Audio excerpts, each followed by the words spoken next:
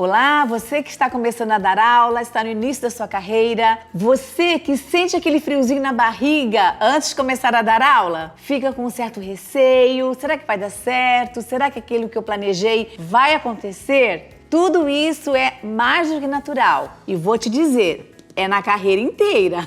Mas agora no começo, pela novidade, pela inexperiência, isso fica um pouquinho maior, não é verdade? Se prepare, porque hoje nós vamos conversar sobre isso.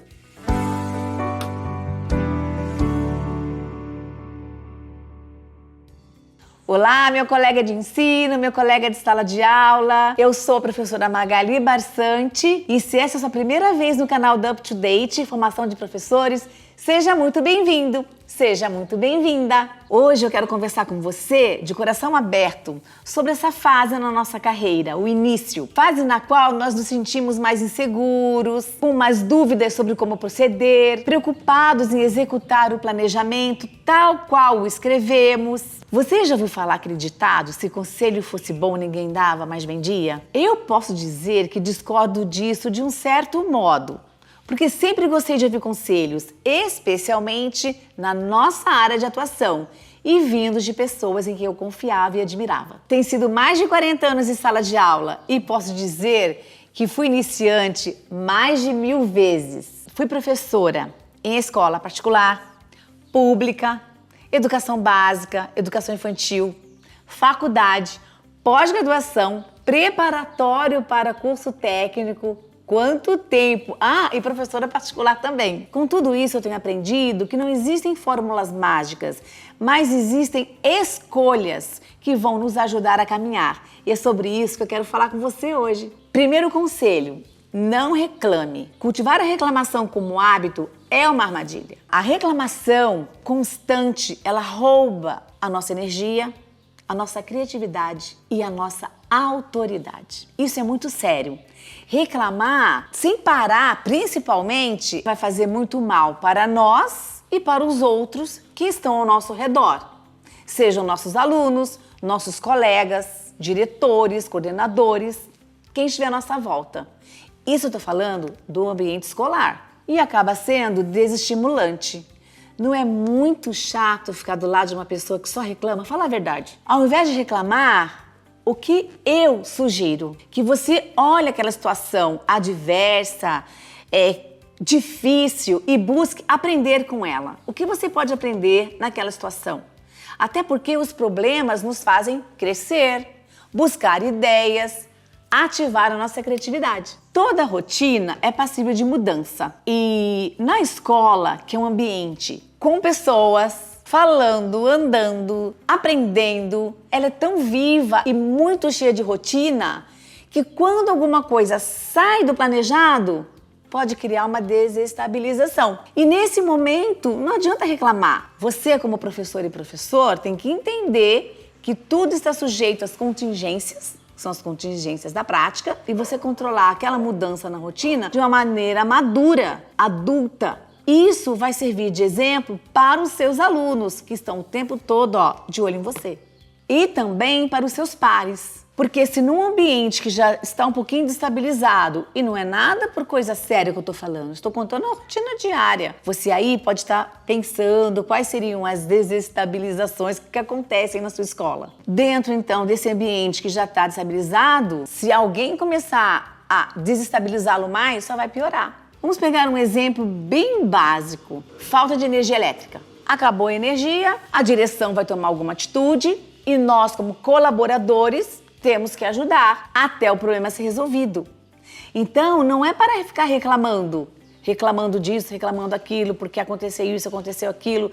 Nós temos que estar preparados para as contingências, sejam elas de uma ordem emocional, física e geralmente são as situações que extrapolam o nosso controle. Também há situações que interferem na rotina, mas que têm a ver com a sua sala de aula. Um momento que modifica aquela rotina. Nunca haja sem pensar. Pense, respire, veja o que está acontecendo, não tome nenhuma atitude precipitada. Lembre-se que palavras geram realidades. E quando você escolhe não reclamar, você escolhe se mover. Não é sobre fingir que está tudo bem, mas é sobre focar naquilo que dá para fazer naquele momento. Se você escolheu essa profissão porque você gosta dela, porque você se identifica com a educação, viva essa profissão com responsabilidade e propósito. As coisas ficam muito mais leves. Segundo conselho, tenha um planejamento sustentável.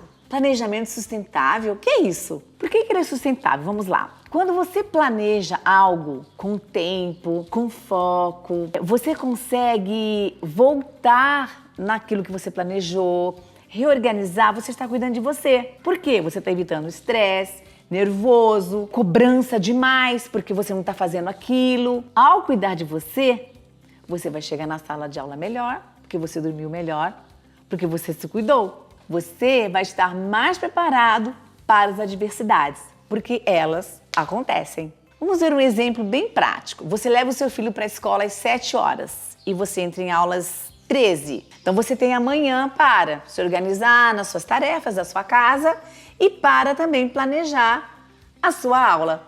A do dia seguinte, ou a da semana que vem, ou enfim, você vai ter um cronograma. A disciplina é uma grande ajudadora na nossa vida.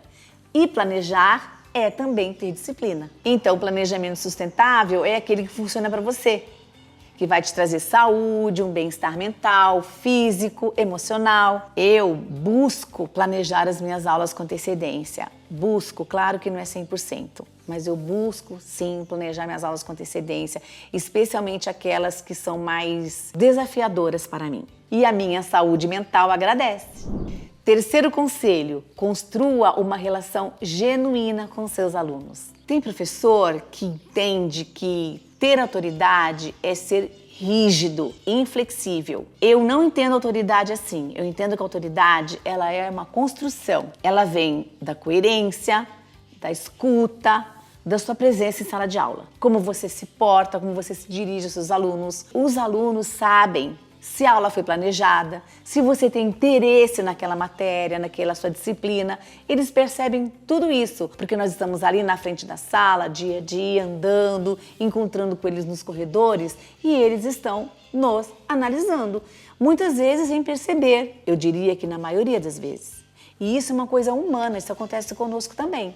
Não só com os alunos. Eu sou considerada pelos meus alunos como uma professora firme, mas uma professora presente, uma professora que escuta. A minha autoridade, ela está presente na sala de aula. E eu vivi uma experiência muito interessante há uns anos atrás, quando eu recebi a visita de uma professora de um outro país, cuja cultura é muito diferente da nossa, aqui no Brasil. E ela participou das minhas aulas, fez atividades conosco, ela falava um outro idioma. E ela não entendia como que nós construímos a autoridade sem ser fisicamente, com o cumprimento do corpo. E ela me perguntou: Magali, eu vejo que seus alunos te respeitam, que você tem uma autoridade, mas como ela é feita? Aquela pergunta dessa professora, que é minha amiga, me abriu bastante o entendimento para questões culturais. Nós construímos sim a nossa autoridade pela nossa própria atitude, ou através da nossa atitude.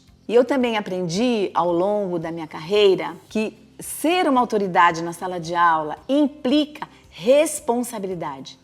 Uma responsabilidade madura, séria, que te faz refletir sobre as suas ações. Eu já tive a oportunidade de trabalhar na função de diretora e quando eu assumi essa posição na instituição, eu fiquei muito preocupada, porque junto com a minha autoridade de diretora veio uma responsabilidade, uma ética muito grande que me assustou um pouco. Por quê? Eu estava ali no comando de uma instituição, então eu tinha que ter uma responsabilidade extremamente ética, que eu já tinha como professora, mas agora era com vários setores ali da instituição, com responsabilidade e que ela trazia no seu âmago um poder.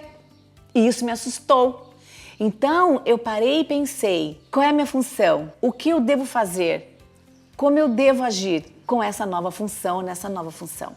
Foi uma experiência muito bonita na minha vida. Me fez refletir bastante sobre autoridade, poder, humanidade.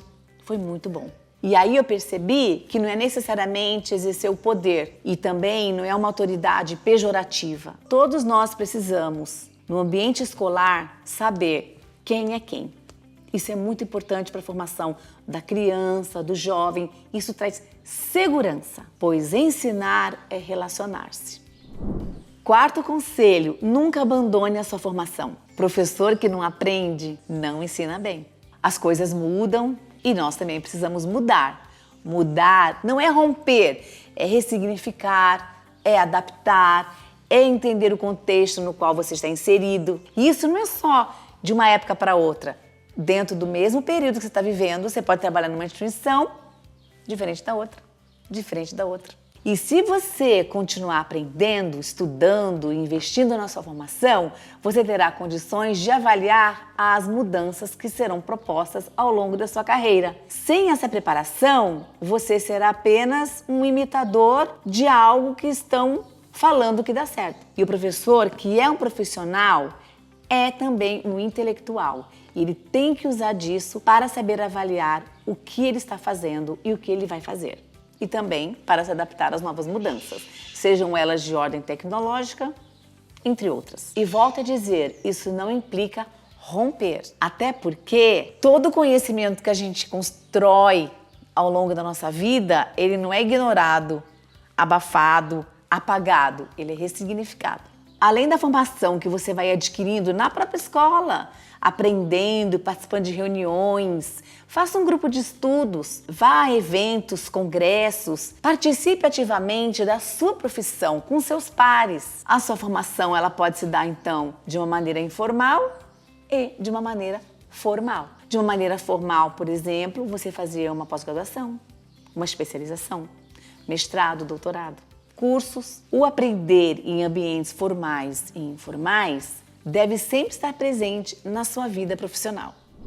E o quinto conselho, se você quer crescer profissionalmente, se inscreva no canal da UpToDate Formação de Professores. A proposta da UpToDate é criar uma comunidade de professores que acreditam realmente na educação. A gente aprende, ensina, troca experiências, conta o que aconteceu, como um pode ajudar o outro. Essa é a nossa intenção. E assim, nós construímos uma jornada docente sustentável. Então, se você se identificou com o que eu falei neste vídeo, venha fazer parte da nossa comunidade de professores que sabem o seu valor. Inscreva-se no nosso canal e conheça as redes da UpToDate. Até o próximo vídeo. Obrigada!